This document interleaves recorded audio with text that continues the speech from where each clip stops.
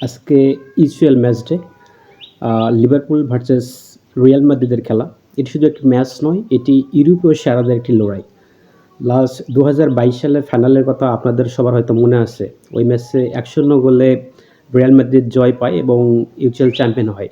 আর ওই ম্যাচে দুর্দান্ত সেভ দিয়েছিল কিছু থিবো কর্তোয়া এবং ম্যাচ শেষে ম্যাচ সেরা পুরস্কারও পায় কর্তোয়া। তো সেই কর্তোয়া আজকে রিয়াল মাদ্রিদ হয়ে স্টার্ট করবে। তো আজকের ম্যাচটা যেহেতু লিভারপুলের মাঠে খেলা, সেহেতু আজকের ম্যাচটা হয়তো অনেক সুন্দর একটা ম্যাচ হতে যাচ্ছে, হয়তো আমরা দেখতে পাবো। আরেকটা ইন্টারেস্টিং বিষয় সেটি হচ্ছে আলেকজান্ডার আর্নল্ড। তিনি লিভারপুল একাডেমি থেকে উঠে আসা প্লেয়ার এবং লিভারপুলে হয়ে দীর্ঘদিন তিনি খেলেছেন। তার আবেগ একটা আছে লিভারপুলে। এই মৌসুমে তিনি রিয়াল মাদ্রিদে যোগ দিয়েছেন। আজকে যদি আলেকজান্ডার আর্নল্ড লিভারপুলের মাঠে খেলেন এবং রিয়াল মাদ্রিদের হয়ে একটা গোল করেন, সে কি সেলিব্রেশন করবে? মানে এটা আমার একটি চিন্তাধারায় আসতেছে আরকি।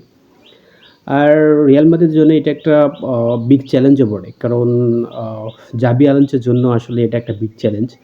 জাবি আলোনসো এই মৌসুমে একটা বিগ ম্যাচ খেলছে, ১ম ম্যাচ আতলেতিকো মাদ্রিদের সাথে। রিয়াল মাদ্রিদের খুবই বাজে অবস্থা ছিল, ৫ গোলে হারছে। আবার একটা খুশির সংবাদও আছে। লাস্ট এল ক্লাসিকো কিছুদিন আগে বার্সেলোনাকে ২-১ গোলে পরাজিত করেছি আমরা। এখানে জাবি আলোনসো সাকসেস। তো আজকে একটা বিগ ম্যাচ।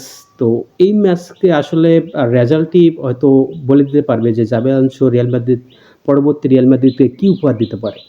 তো আজকের ম্যাচটা একটা জাবি আলোনসোর জন্য চ্যালেঞ্জ। আ এই ম্যাচতে হয়তো অনেক কিছু আমরা বুঝতে পারবো যে জাবি আলোনসো বিগ ম্যাচে কেমন করে বা পরবর্তী রিয়াল মাদ্রিদকে সে কি উপহার দিবে।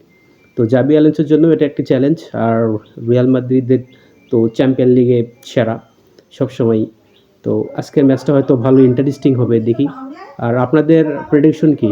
আ আমার ব্যক্তিগত প্রেডিকশন হচ্ছে আমাদের রিয়াল মাদ্রিদ 3 এবং লিভারপুল 1। আপনারা আপনাদের সবার প্রেডিকশন বলে যাবেন ভাইলো। আসসালামু আলাইকুম। ভালো থাকবেন সবাই। আল্লাহ হাফেজ।